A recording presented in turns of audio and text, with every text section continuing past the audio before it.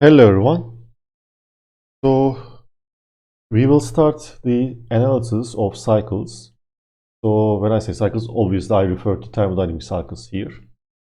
And before we start with the first type of cycle, I would like to summarize all these three chapters. So in our textbook, there are three chapters dedicated for thermodynamic cycles. These are chapters 8, 9, and 10. So in this video, I would like to cover them all so that you will know where to look at and what to expect in these chapters actually. So let me start with the coverage. Part 1 is the intro, let me say, okay, and A is the coverage. So what you should expect is in these chapters I will have a small table. The title of the chapter, okay, so an example of the working fluid in these chapters and cycles, and what type of cycle we are talking about. So chapter 8 is vapor power systems. Okay, so as name implies, it is a power cycle. So let me write it is a power cycle here. Okay, so it is basically a clockwise direction, and as name implies, it is vapor as well. So typical working fluid is water in this one. So vapor is nothing but the or it refers to something that changes its phase from the saturated phases to superheated vapor to compressed liquid. Okay, so we have the saturation dome in our phase diagram, and it can go either way, from compressed liquid to superheated vapor, saturated liquid to saturated vapor to saturated mixture. Anything can happen. We can have the phase change. This is chapter 8. In chapter 9, we have the gas power systems. Okay.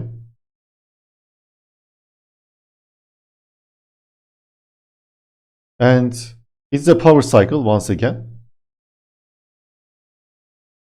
And it says gas power system, so it refers to ideal gases. So typical working fluid is air. We are going to treat the working fluid here as the ideal gas, and it is titled as gas power systems. And in chapter 10, it is the refrigeration and heat pump systems. Okay, so we have the refrigeration cycles and heat pump cycles, as you know. So any kind of refrigerants can be the working substance, like R22, R134A. It can be ammonia as well. And it's a refrigeration cycle or a heat pump cycle, increasing in the counterclockwise direction. Okay. So we will start with chapter 9 and then go back to chapter 8 and then finish with chapter 10. This is the sequence that I'm going to follow. Let's look into basic energy schematics.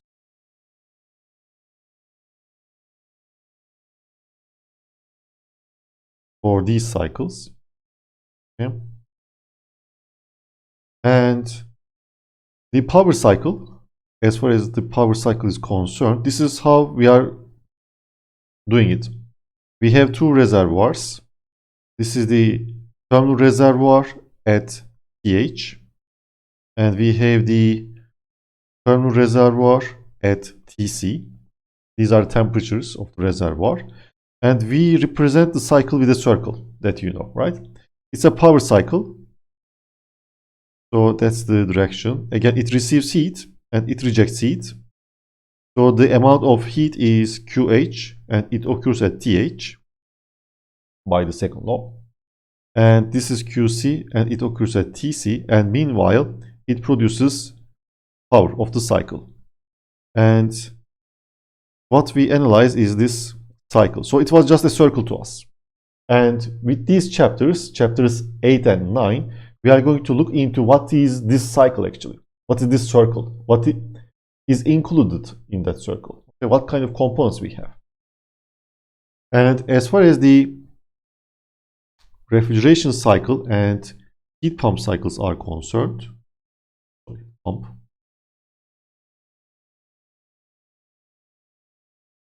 again we have two reservoirs. This is thermal reservoir at TH. This is the hot reservoir. And we have the thermal reservoir at TC. And again, we represent the entire thing as a circle. It goes in the opposite direction. It's either a refrigeration cycle or a heat pump cycle. It receives heat from the cold reservoir as QC. And it also receives power input to the entire cycle. And it rejects heat to the hot reservoir, that is QH. And it occurs at TH. And our concern was this circle. Again, in chapter 10, we are going to look into the constituents of this refrigeration cycle or a heat pump cycle. Schematic-wise, they are the same. Objective-wise, they are differentiated. The objective for the refrigeration cycle is QC. The objective for the heat pump cycle is QH, as you should already know. Okay, so we are going to focus on the details of these circles. Now,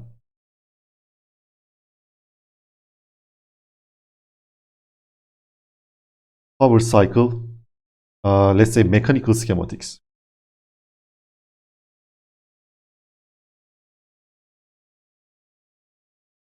We are going to have two types of system. One is control mass, the other one is control volume, right? So this is very typical.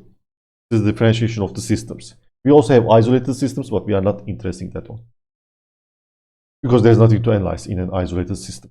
So the control mass is nothing but a piston cylinder system. This is where we are going to start from, okay? And we are going to represent our gas power cycles with a piston cylinder system if it is a control mass, okay? And as the piston goes up or down, we have the boundary work, and to the gas inside this piston cylinder assembly or out, we can have the heat transfer, okay? And what we are interested in is what is happening to the gas over here, okay? So this is typically air, but let me say it's a gas. This is the gas power system. The famous example, I will write it down in the next section over here, but the Otto and diesel cycles. These are the cycles that are under the hood of your car, okay? So you know the pistons in the engine, automobile engine or a vehicle engine, okay? Not necessarily automobile, you have it in the marine engines, etc. But this is, we are going to basically model the entire engine with a control mass with the piston cylinder assemblies, okay? So we will start from there. But we also have the control volume system. These are generally like the larger power plants. And typically there are four components in a control volume power plant. And these components are, we have two heaters, actually. Sorry, one heater, one cooler. So two heat exchangers, that's what I meant. The names will change from cycle to cycle, but we have a heater. So most of the case, you burn some fossil fuel. It can be from solar energy, it can be from geothermal energy as well, but you have some sort of source for energy, right? So this heater receives that energy. So this is QH actually. To make the resemble of this circle, I'm just putting out what this circle is that you see on the left side. Okay? So heater receives heat transfer. And then generally hot gas is fed into a turbine. Okay? So the second component is typically a turbine, okay, which produces power, right? And then after the turbine, it goes into a second heat exchanger, which is like a cooler. And cooler basically rejects heat to the surroundings, typically like a lake, river, such sort of water. Okay? And we have another component here. Let me put in dotted lines. This can be a pump or a compressor.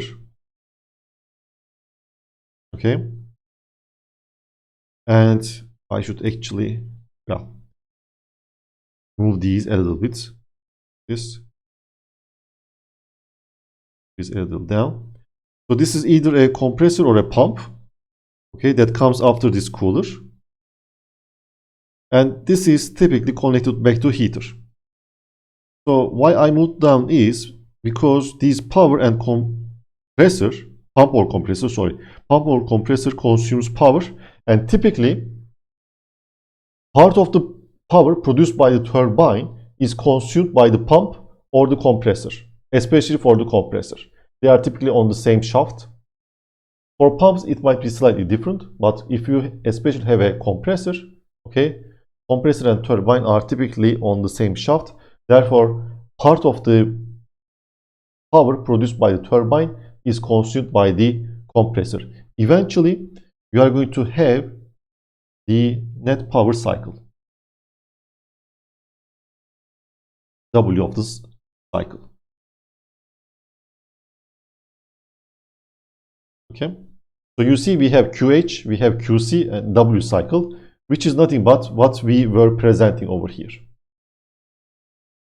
This is what we have. And I didn't put the reservoirs here, but if I were to put the reservoirs, this is going to be the terminal reservoir at TC. And over here, we are going to have the terminal reservoir at TH. Okay, so the reservoirs are not represented here. What we are going to be interested in these four components and how they are linked. Obviously, these arrows and these lines correspond to like piping. Okay, so heater is connected to turbine, turbine is connected to cooler through, let's say, pipes. Okay, and working fluid is continuously flowing in these pipes. Most of the case, these are operating at steady state. Okay? So we have seen all these components, and when you combine them in a particular way, it consists or it basically makes a cycle. Okay? So there are special names for these cycles, and we are going to consider them one by one in the upcoming chapters. And I should say power cycles, not only cycles, main power cycles. I'm not naming the refrigeration or heat pump cycles over here, because once you have a good understanding of the power cycle, the rest would be slightly easier for you. Okay, so let me make a table and I will list the cycles that we are going to study.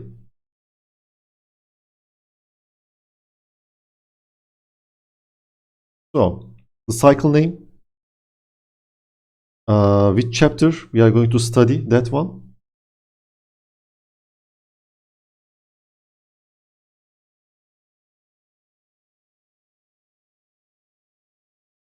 What kind of working fluid we are going to see. The type of the system, whether it's control mass or control volume, the efficiency, terminal efficiency comparison, some sort of a initial cost or capital cost or purchase cost. Okay, this is like dollars per kilowatt, or let's say Turkish lira per kilowatt, based on the size, a comparison for that, and some other notes that I'm going to list over here. So the first cycle is something that you already know. I'm going to start with naming the Carnot cycle. This is something that you have studied in chapters 5 and 6. Okay, this is an ampersand. Okay, the working fluid is independent. Actually, it can be any working fluid, because we know that Carnot cycle is independent of the working fluid. It's just a function of the reservoir temperatures, TH and T. It can be independent from the system. It can be control mass or control volume. Okay, it has the highest efficiency that you know, because it is ideal. You cannot buy it, therefore there is no purchase cost, and obviously it is not practical. You cannot buy it. It is theoretically possible. Okay, you don't have it in the market. So we are going to have the Rankine cycle. This is chapter 8. Okay, we will have a dedicated chapter for this cycle. Okay, this is the vapor power system that we are going to study. The power plants, large power plants, are typically Rankine cycles. Okay, so we will study that in chapter 8. Are referred as also the steam engines. Okay, therefore the working fluid is typically water. It is typically steady state control volume system. Okay, it has the medium efficiency. Okay, you will see the comparison in a minute, but it has the largest or highest purchase cost. These are very large buildings. And this is referred as steam engine. In everyday use, okay, we typically call them as steam engine. It is heavy in size. Okay, it's large in size, it is heavier. But the advantage is it can operate with cheap fuel, like coal, for instance. All right. So you can produce steam by burning coal and then provide the steam into the steam turbine to produce electricity. Okay. So the advantage is generally that one. That's why they are putting this in large scales so that to make it economically feasible. The next cycle is Brayton cycle. This is something that we are going to study in chapter 9. It works with ideal gases such as air. It is also controlled volume and typically steady state. It has higher efficiency than Rankine cycle, okay, but obviously lower efficiency than the Carnot cycle. It is cheaper than the Rankine cycle, and this is light in size. Okay, it's not heavy, but fuel can be expensive.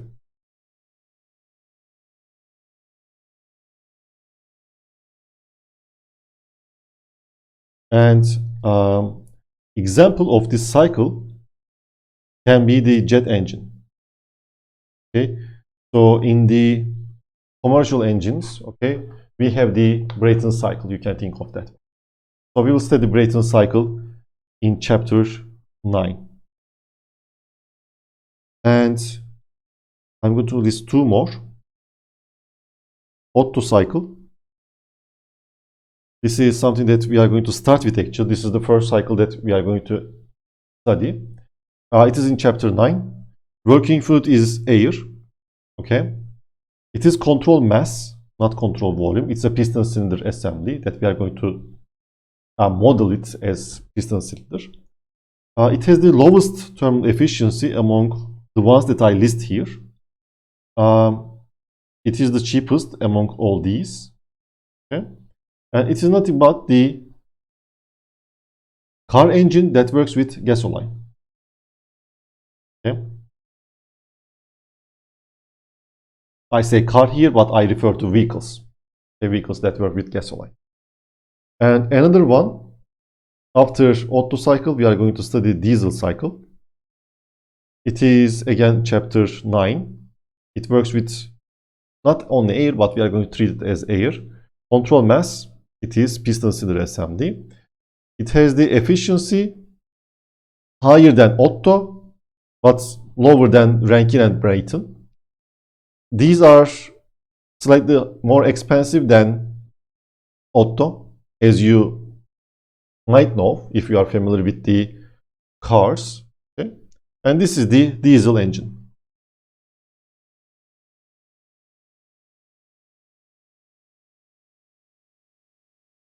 That is under the hood of your car, right?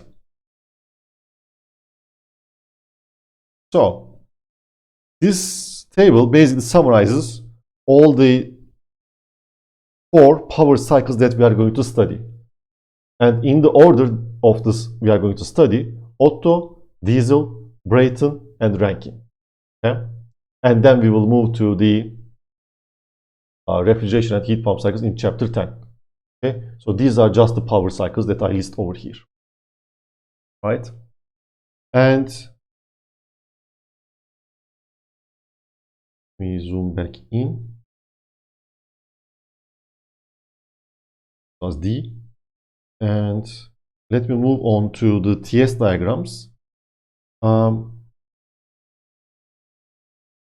We will study them in detail, but since I'm summarizing all these things, let me also put the TS diagrams of ideal,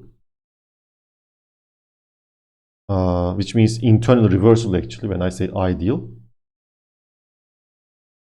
power cycles. Okay, so let me put a note here.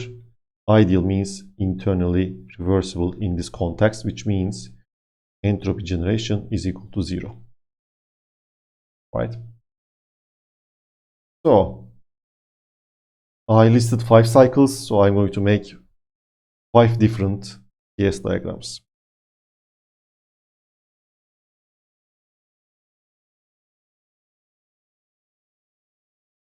Bear with me.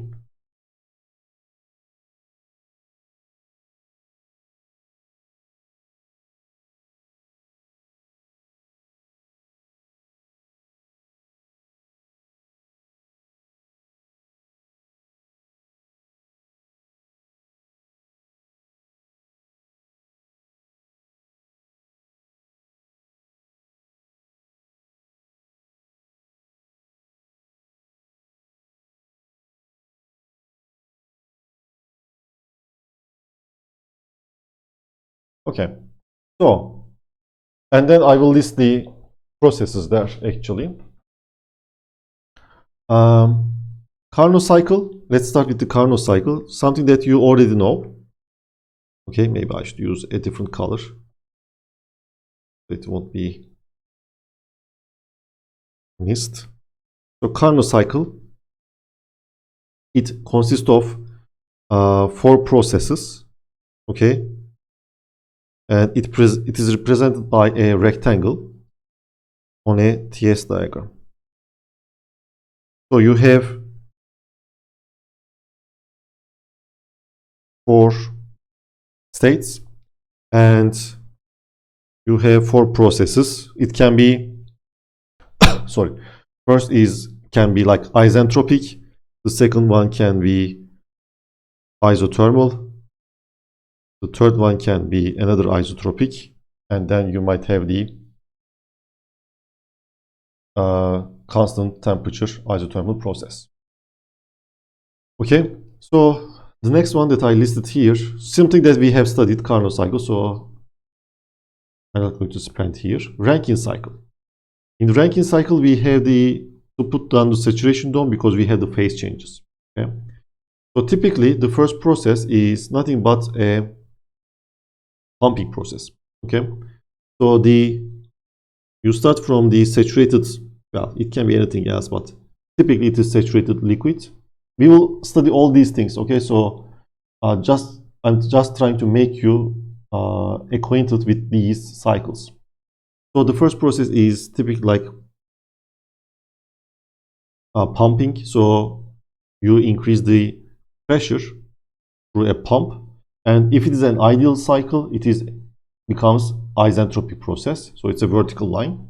It doesn't look vertical, but it's a vertical line. Okay, and then you follow a particular isobar. It gets into the heater. You produce steam. Okay, let's finish it over here as state 3. So typically it's continues like here. So state 3 can be saturated vapor or superheated vapor, and state 4 is typically like here, not necessarily saturated vapor. It can be superheated vapor or saturated mixture as well, and then you go back to here. So what are these? 2 to 3 is constant pressure process. Okay, this is also constant pressure process. The others are constant entropy process, as you can see, because it is an ideal cycle. If it is not ideal, For instance, 3 to 4 is a turbine, steam turbine in this case. If it's not ideal, 4 will be on the right, slightly right of 3 in terms of the entropy, right? The third one that I'm going to list here is the Brayton cycle. For the Brayton cycle, I'm not going to put down the saturation dome because it works with ideal gases. Okay? So the processes are as such: constant entropy, and then constant pressure, another constant entropy, another constant pressure. Okay? So state 1 to 2 is typically a compressor. Okay? Ideally, it is isentropic. And 2 to 3 is constant pressure. So this follows an isobar. Okay? And then you go back to state, so you go to state 3. State 2 to state 4 is typically a turbine. Okay? And 4 back to 1 is the cooler. Another isobaric process. And we have Otto and diesel cycles. So let me put them here. Since Otto and diesel are control mass systems, we generally utilize PV diagrams rather than TS diagrams. But for the sake of the argument, I'm going to put them here. So the first process is isentropic. This is typically a compression. And the other processes are constant volume, another isentropic process, another constant volume process. So these look like constant pressure, but actually these are constant volume processes. 2 to 3 and 4 to 1 are constant volume processes in Otto cycle. In the diesel cycle, the processes are similar to Otto cycle except one process, that is process 2 to 3. Okay? 1 to 2 is the same isentropic process. 2 to 3 here is constant pressure process. 3 to 4 is isentropic. 4 back to 1 is constant volume. So this is constant pressure. This is constant volume. Okay. So the difference between Otto and diesel cycle is process 2 to 3. Right. So when you check all these 5 cycles, actually, these are all power cycles. You should notice one thing. Okay. All these basic, practical, simple, ideal power cycle consist of 4 states and 4 processes, right? The processes are typically like you have 2 isentropic processes. The others might differ. Typically, it's constant pressure, but in Otto and diesel cycles, it can be constant volume as well, right? So let me put that note, and we will end the overview with this note. So all simple and practical power cycles consist of 4 processes. And let me put those processes actually. And let's see what happens to heat transfer and work and what remains constant. Okay. So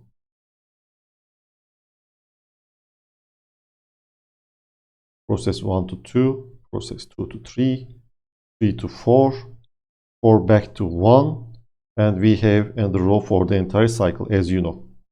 So process 1 to 2, when you check to these cycles, it is typically increasing the pressure. Okay. In Rankine cycle, this is done with a pump. In Brayton cycle, this is done with a compressor. In Otto and diesel cycles, these are done by pushing the piston across the or basically reducing the volume. Okay. Therefore, in the ideal ones, okay, this table is for the ideal case. They are typically adiabatic, okay, because we talk about like pumps and compressors. And since this is compression or increasing pressure, work is into the system, okay, and they are typically isentropic processes. ds is equal to 0, right? And for the 2 to 3, this is where combustion is happening. This is where you are heating up the gas in Brayton's cycle. Therefore, we are going to model the combustion with a heat input. This is QH. Process 2 to 3, we have QH that is happening. Okay, so let me use another color actually for this process, just for the sake of the argument. This is positive. Okay, work is typically 0 because we talk about the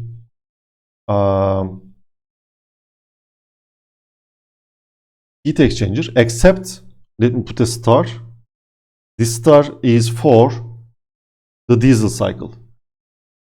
Work is positive for the diesel cycle. So we have this exception for the diesel cycle. We will come to that one. Okay. And what remains constant is also varies. Right. The pressure is constant, typically, because it's a heat exchanger. So dP is equal to 0. That's what I'm trying to write now. And this dP is equal to 0 are for, how should I write? For the Rankine, Brayton, and diesel cycles. Okay. And volume is equal to 0. Sorry, dV is equal to 0. Change in volume is equal to 0 for the Otto cycle. Okay. So this one is for Otto. And for the other ones, we put a arrow like Rankine, Brayton, and diesel cycles, pressure is constant. Okay, so Otto volume is constant, specific volume is constant. For all the others, namely Rankine, Brayton, and diesel, pressure is constant for this process. Next, here comes the power production. 3 to 4. Okay, in the Rankine and Brayton cycle, this is a turbine. In Otto and diesel, this is expansion, volume is increasing. Okay, therefore it is typically an adiabatic process. So Q is equal to 0, but work is going to be positive here, and typically this is isentropic process, right? And finally, 4 to 1, this is where heat is rejected to the surrounding. Therefore, Q is negative. Okay, it has nothing to do with work. It is a heat exchanger typically. And what remains constant is dP for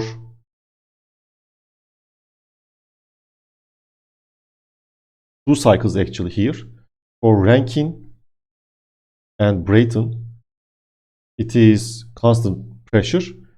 For Otto and diesel, it is constant volume.